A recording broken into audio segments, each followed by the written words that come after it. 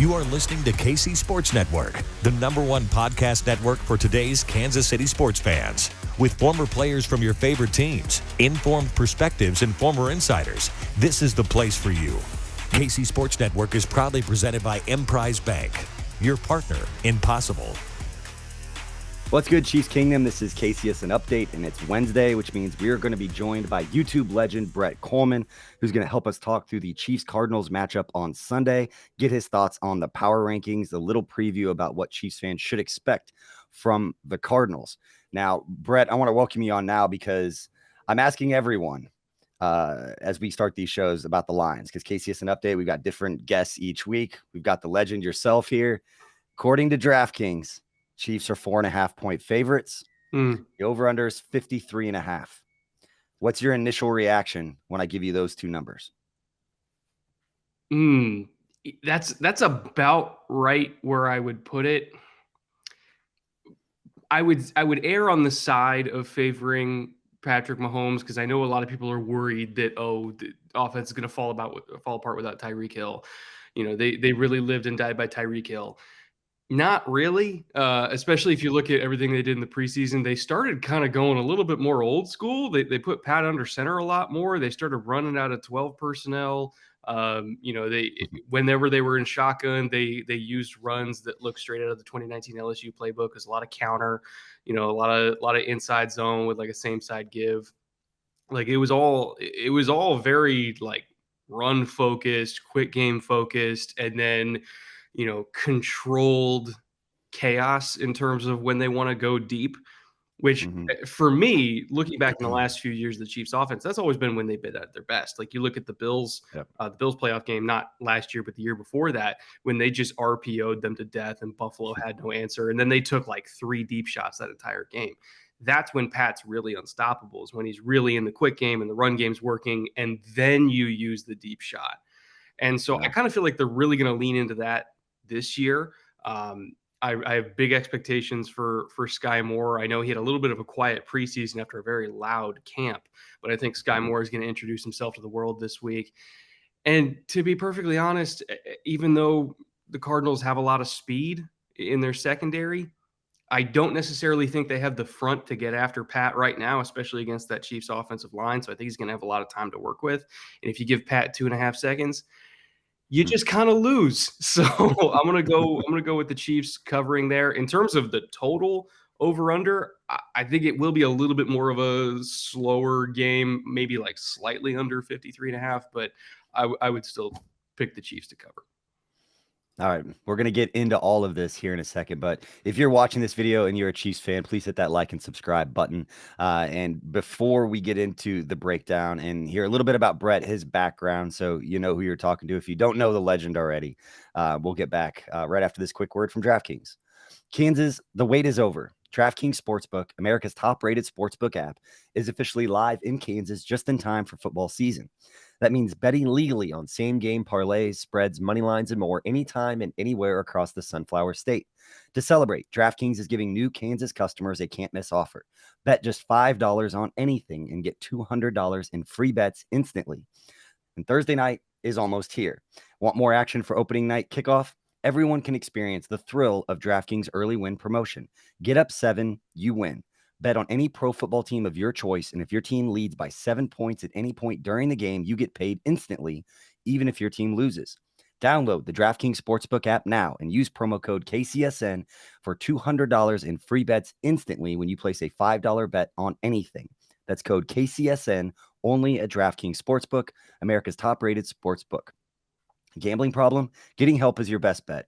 Call 1-800-522-4700. Must be 21, physically present in Kansas. Eligibility restrictions apply. Bonus issued as free bets. 1 early win token issued at opt-in. Moneyline bets only. Deposit and wagering restrictions apply. Eligibility and terms at DraftKings.com/Kansas on behalf of Boot Hill Resort and Casino. All right, Brett. Before we get too much into the Cardinals and the breakdown, since this is the first time we're doing this video, I want to give Chiefs fans and people watching the video a little bit of a chance to know who you are. Again, like I'm going to keep calling you a legend. It's just going to be a thing, so we're just going to have to get used to it.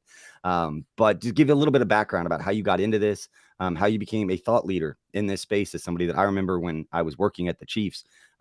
Guys within the 65 TPT production were watching your videos on YouTube to learn, and then when they were working on their breakdown stuff, just to learn about football and all the different things that you would do on your YouTube channel. I know you got a couple of those now, but can you just talk a little bit about your background, how you got started in this, and we will from there. Ironically, it started as an accident because I used to work, just like you, I used to work for the league itself. I was over in their media wing over in LA, and I started making videos as proof of concepts for my producers. Because I was like, oh, I want to produce this segment, but I had no intention of being the talent. I was like, let's have LaDainian break it down. Let's have Michael or Kurt, actual Hall of Famers.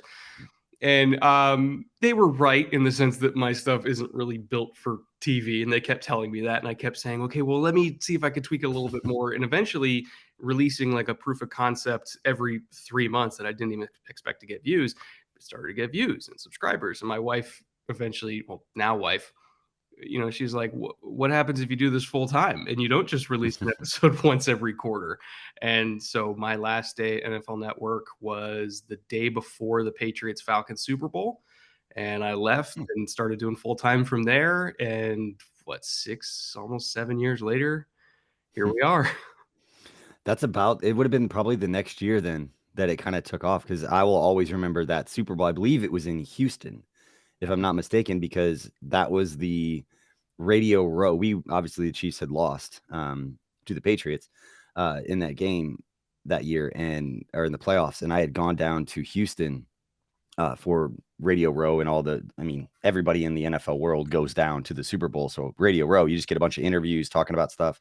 It was a weird time because Chiefs fans were just pissed about losing. So it wasn't a good time to do content of any kind because they didn't want to hear about it. But I'm glad we went down there because Matt Stenberg, who works for his dad, Lee, was walking around with this quarterback from Texas Tech named Patrick Mahomes on Radio Row, just giving him to anybody and everybody that wanted to do an interview.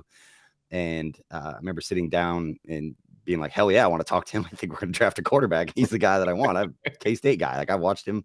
Hell yeah, I want to do this. So it ended up being a great thing going down there. But as soon as you mentioned that game, I always want to mention that story because I'm sure Patrick Mahomes will come up in our weekly videos that we do here at KC Sports Network. Yeah. Might be a guy to talk about. And anybody who's listening, if you're wondering why my voice sounds funny, I am losing my voice. I'm not feeling great. So that's why you're getting this if it starts cutting out a little bit. But Brett, first thing I want to ask, and it's before you get to the matchup stuff, I know on Wednesdays, we're going to always chat a little bit about power rankings. Because I'm going to talk out of both sides of my mouth on these. I know they don't matter, but we all look at them and we want to know where people think we stand as a team. And Chiefs fans will take it personally if we're behind teams, even like Buffalo, because they beat Buffalo. I have said from the beginning, you rank Cincinnati ahead of us. That's fine. They beat us twice. They beat us in the playoffs. They've earned the right to hold that place. Not everybody thinks that way when they're doing power rankings. But the one I want to ask about, because it was the lowest one, and it's the one that Chiefs fans could get upset about, to be honest, is NFL.com had the Chiefs at number 7. When you look around the league and where you believe the Chiefs stand, it's almost like at this point, like contenders versus pretenders. And it's like, who are the handful of teams that have a legitimate shot at going into the playoffs and beating 3 other good teams to win something special? So when you hear the Chiefs anywhere between like 2 and 7, is that about where you have them ranked when you look at the NFL? And what do you think about them being all the way down at 7? I mean, I have them going to the AFC Championship game against Buffalo, so I can't put them any lower than 4, for me. And number 2 in the AFC. Again, I picked Buffalo to win the whole thing. Full disclosure, I apologize. I know I'm on a KCSN show, but I want you to be honest. I also think that to be perfectly fair, whoever won the coin toss last year was winning that game. Yeah. Like, let's be perfectly real. Nobody was stopping anybody that night. And so I do have at minimum KC going to the AFC Championship game. And once you're there, it's Patrick Mahomes. You can go either way. You got 2 aliens at quarterback. Take your pick between Allen and Mahomes. But 7 seems off to me. And I know people are putting a lot of weight on Tyreek being gone, but Sky Moore was a phenomenal pick. But beyond the Sky Moore addition, the amount that they loaded back up on defense, with McDuffie and Karlaftis, both of them look like hits already. Josh Williams had a phenomenal camp and looks like he was a fantastic value so far. Leo Chanel, they didn't even really need him. They just took him because they could.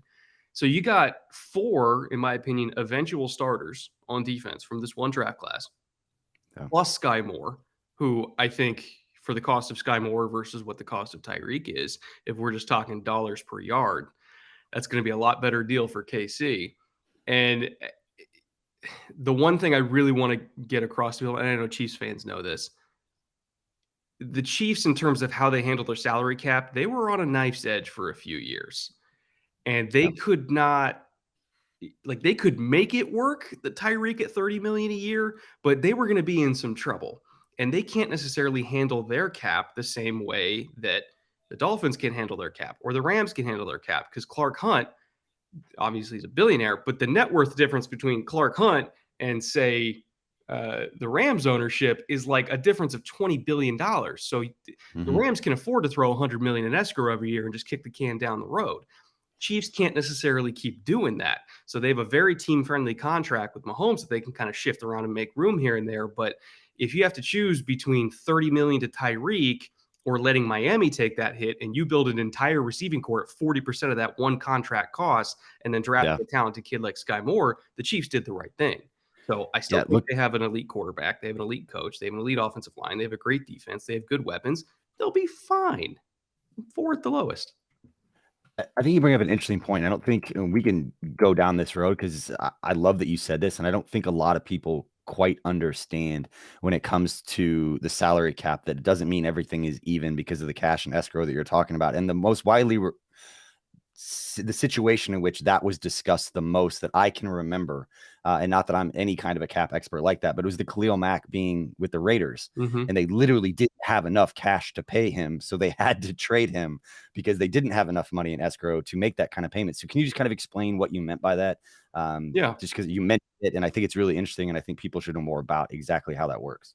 So guaranteed money in the NFL, if you're going to guarantee a contract, it needs to be guaranteed, which means the guaranteed dollars up front need to be placed into an escrow account, so that no matter what, let's say the owner's main business becomes insolvent and they lose all their cash, no matter what, that cash is already accounted for the player. The NFLPA negotiated for that a long, long time ago, that if there's going to be guaranteed dollars, they need to actually be guaranteed. And so an owner throwing $100 million in guarantees into escrow every single offseason when they do contract restructures, and, because players would love to do extensions or to convert stuff to guaranteed dollars so that it can be spread apart to, more years down the road, you have to have the cash in order to do those restructures. So that's why the Rams, the cap is a figment of their imagination, because they have an owner with like $20 to $25 billion. So $100 million every single offseason doesn't matter. Clark Hunt's net worth is like $2 billion, if I recall correctly. So he obviously has a lot of money, but he doesn't have the money to take 5% of his net worth every single March to build a football. Like, you physically cannot do that. That's not how billionaires handle their money, nor should he be expected to. So the Tyreek thing, it was literally, can we get 1,000 yards out of Sky Moore for $1 million or something like that, compared to 1,400 out of Tyreek for $30 million? Like, obviously Tyreek is better, but is he $29 million better? I was literally just doing the math that in 4 game checks for Tyreek Hill this year, and I granted just kind of loosely looking at it, but in 4 game checks at like $1.76 million a game check, after 4 weeks, Tyreek Hill will make more money than Sky Moore will his entire rookie contract. Like, there you go. That's what you're getting. You get Sky Moore for 4 years or Tyreek Hill for 4 games. Like, that's the financing difference between those two things. It's interesting when you put it together like that. And you already started kind of getting into it, but next question was just what you saw the Chiefs do as a whole this offseason. We talked about the Tyreek Hill, you talked about McDuffie and Karlaftis, but guys like Justin Reed and guys like bringing Carlos Dunlap in during training camp, Frank Clark losing about 30 pounds. We call him skinny. I'm just calling him skinny Frank Clark now. Looks completely different than he did before. Just what's your overall impression of what the Chiefs did outside of the draft, I should say, in building this team back up to try to make another run at this thing? I think they're deep. I think they're really deep. It was obviously going into February where we knew that there was going to be some losses. Well, there were some we didn't even know at the time. We didn't know Tyreek wasn't going to be there. But we knew based on Tyron's press conference around that time that, okay, he's probably gone. And we knew that, God, who's the corner the Niners just paid? Charvarius. We knew that he was going to be, pretty heavily contested in the market. So we knew there was going to be some changes. But seeing everything they did in the 2 to 3 months after that period of kind of not knowing, I think that they're actually deeper this year than they were last year. Now, maybe the top end talent isn't quite as flashy, but in terms of the depth and I think being insulated from injuries, I think that they're in a little bit of a stronger position there. Would we rather have Tyreek? Sure, but that just wasn't a possibility. Would we rather have Charvarius? Absolutely, but that just wasn't a possibility. Tyron, love to have him, couldn't pay him. So I think that they kind of sacrificed a little bit of the star power in exchange for getting back picks and getting back cap space and using those picks and cap space to build depth, which, let's be honest, everybody's going to get hurt in the NFL. You need to have depth. And I think that they did a good job of that. So I think that they're in just as strong of a position this year as they were last year, just for an entirely different reason. Yeah, I think we've talked about this before going into camp, because the one area of depth, and probably every team in the NFL says this, but the one area of depth, the offensive line. I just don't feel like the Chiefs have the depth on the offensive line that maybe we've seen in the past with some young guys. Haven't seen it yet from Darian Kennard. And granted, he's a rookie, hasn't had a whole lot of time to show what it is. But if you're looking for a team, and we're just still a little shell shocked from the Super Bowl a few years ago against Tampa Bay, where we saw what happened if you go up and you try to play a team with a good defensive front without, all of your horses up front on the offensive line. So as far as depth, that's the one area, but they're exactly right. Cause I couldn't remember, and I talked about this at camp as well, that I can't remember a time, and you'll never find somebody who is a bigger, Byron Pringle fan or Marcus Kemp. Like, love those guys, but I can't remember a time where I felt so confident about a fifth wide receiver being able to contribute offensively. And granted, it's a short, we haven't seen a lot of him, but Justin Watson and what he did during training camp and what we saw during the preseason, going out there and making plays as the fifth wide receiver option on this team right now. That's normally just, he's a good special teams player and he can catch the ball if it's thrown to him. Whereas Justin Watson's out there making plays across the middle. He's making contested catches. He got guys draped all over him. It was just a different kind of thing. So to your point, I see the depth on those spots. And then they completely overhauled the defense with the young guys, got completely younger on that side. It's going to take a little while for those guys to gel. And there's going to be some rookie mistakes, and the coaches have talked about that. But on the other side for the Cardinals, because you kind of cover the entire NFL, you got to know a little bit about everybody. So what should Chiefs fans know about what they're going up against with this Cardinals team, outside of the obvious things that we know, which is Kyler Murray, if he's studying all those jokes about his contract extension this offseason, and then the fact DeAndre Hopkins is not going to play in this game, which probably hasn't been discussed enough for arguably one of the 3 or 4 best receivers in the game, in my opinion. At least he has been. What should Chiefs fans know about the team that they're going up against on Sunday? A very diverse, complex run game. I would say it's similar to what I hope the Chiefs run this year, where it's a lot of pulling blockers coming from every single direction, a million different ways to run counter. Obviously they get Kyler involved sometimes in the run game. They don't want him to get hurt, but the Chiefs get Pat involved sometimes as well in high leverage situations. They'll run a little bit of outside zone. They'll run a little bit of inside zone. The key thing, though, is they retained 5 running backs. Not a lot of teams do that because they have 5 good running backs and they didn't want to let any of them go. They got a young kid, Keontae Ingram from USC, who's going to be really good. Jonathan Ward is going to be their passing down specialist. They use him in the slot a lot. When they're in shotgun on 3rd and 7 and he's kind of scooted out a little bit, you can pretty much guarantee he's going to be releasing fast to the flat and really testing these linebackers to get out there in time. So on 3rd and short, wouldn't be surprised if they kind of Look to him squirting out to the flat a little bit. They've got James Conner, who's an absolute hammer, red zone monster. They have the kid from ASU, whose name's escaping me right now, but they've kept him around for 3 years because they're absolutely obsessed with him. They brought Darrell Williams, who I know Chiefs fans know. They've got 5 running backs they really, really like.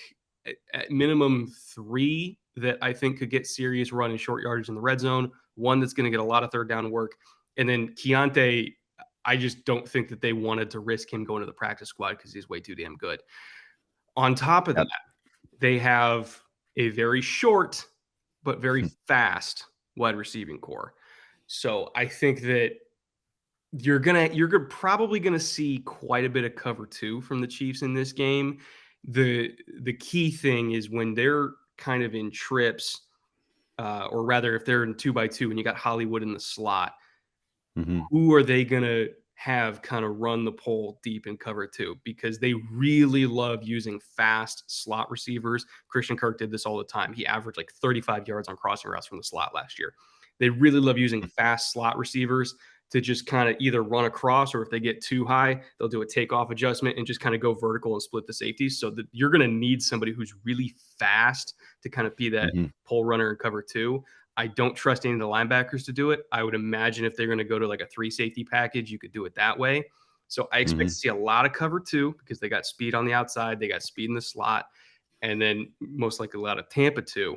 And they're going to dare Kyler to work checkdowns in the short middle area of the field against these cover 2 looks, because Kyler typically doesn't like to do that.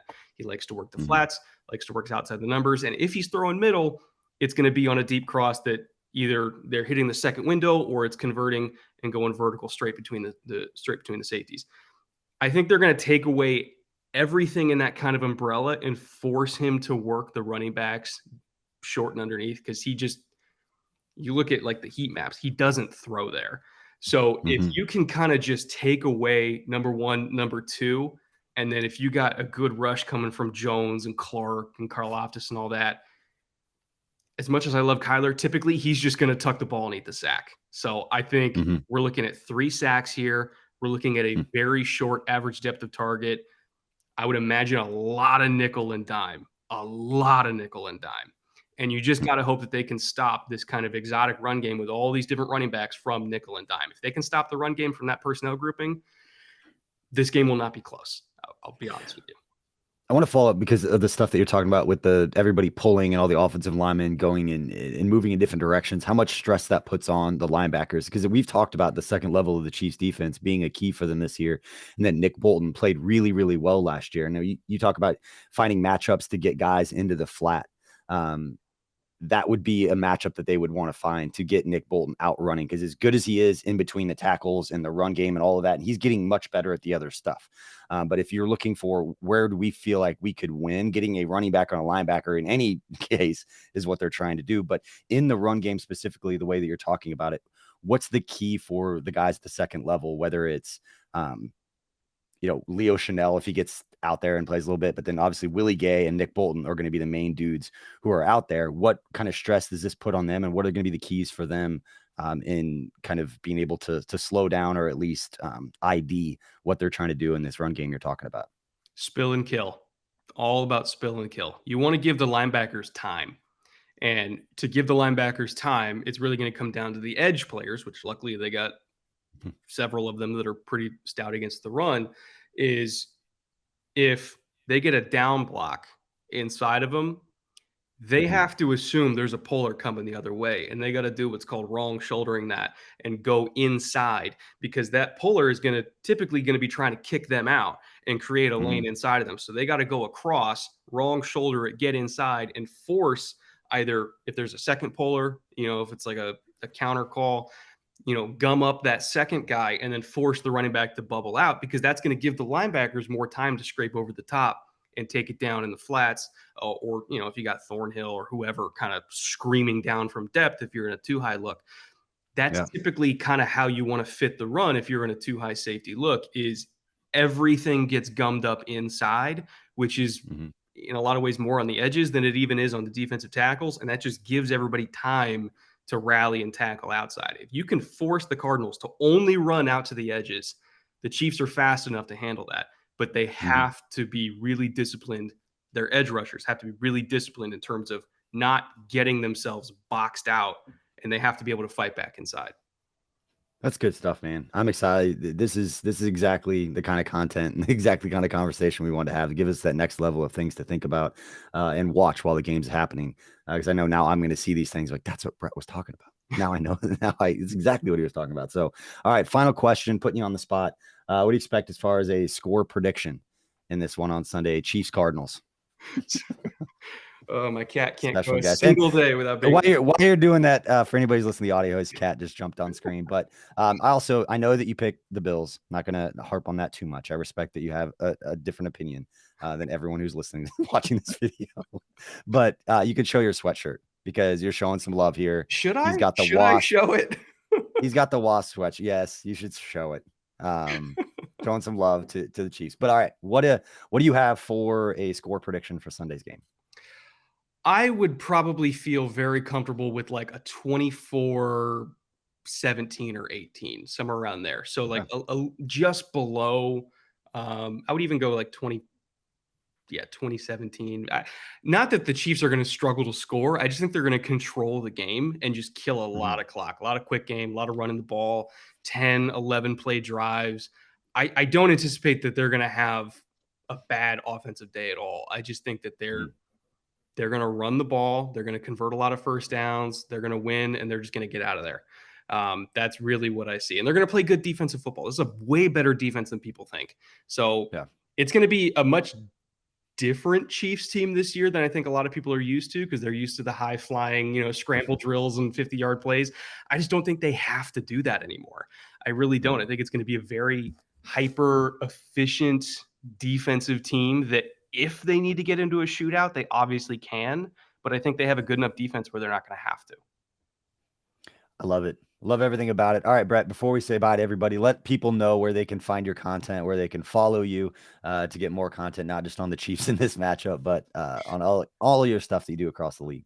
So you can find me at YouTube at Brett Kollmann, which is my channel name. I also have a podcast, the Bootleg Football Podcast, where we cover kind of the league in entirety, but we also talk a lot about the Chiefs. We did a full hour plus long episode, covering the entire Chiefs offseason, everything they did, our impressions of every single move they made. We looked at the AFC West as a whole. We did pick the Chiefs to win. Spoiler alert. There we go. And we just now today are releasing our season kind of predictions for the entire league, where we talk quite a bit about the Chiefs as well. So we do cover the league, but because the Chiefs are good, we talk about them quite a bit. All right. There we go. We appreciate, Brett, you for joining us. You'll be back next Wednesday, like you will all season long, to break down. Now we'll finally get some games to talk about and some things. I know that everybody who creates content on the NFL, this is like the worst stretch, because just give us some real stuff to talk about. We've exhausted everything else. And so, man, I appreciate it. Look forward to chatting with you every week. And everybody, we appreciate you for tuning in to this episode of KCSN Update. We know there's a lot of great places to get Chiefs content. We appreciate you for spending part of your day with us and being one of those places you stop to get your Chiefs news and updates. Until next time, see you later.